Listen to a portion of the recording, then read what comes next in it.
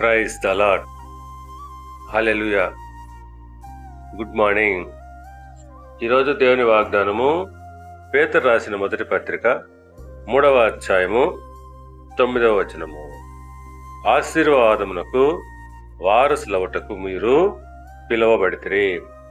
ఆమేన్.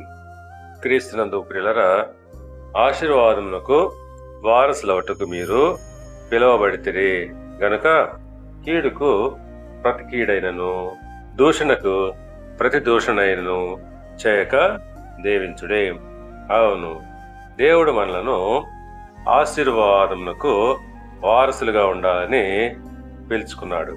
కాబట్టి మనము ఎవరికి కీడుకు ప్రతి కీడు కానీ దూషణకు ప్రతి దూషణ కానీ చేయక అందరినీ దీవించాలి. అవును, మన నోట ఆశీర్వాద వచనములే రావాలి కానీ దూషణ పలుకులు రాకూడదు. అందుని బట్టి దేవుడు అబ్రహామును పిలుచుకున్నాడు.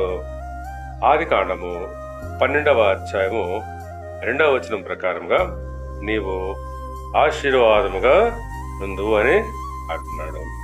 దేవుడు అబ్రహామును ఆశీర్వాదముగా ఉండడానికి పిలుచుకున్నాడు. ఆయన ద్వారా సమస్త వంశాలు ఆశీర్వదించబడిని అబ్రహాంకు వాగ్దానము చేస్తున్నాడు.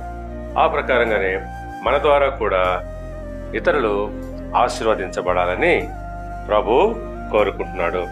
కనుక పిల్లరా, మనము ఆశీర్వాదమునకు వారసులవుటకు ఆయన మనల్ని పిలుచుకున్నాడు. దేవుడు మిమ్మల్ని దీవించి ఆశీర్వదించి వర్ధిల్ల చేయను గాక. ఆమేన్.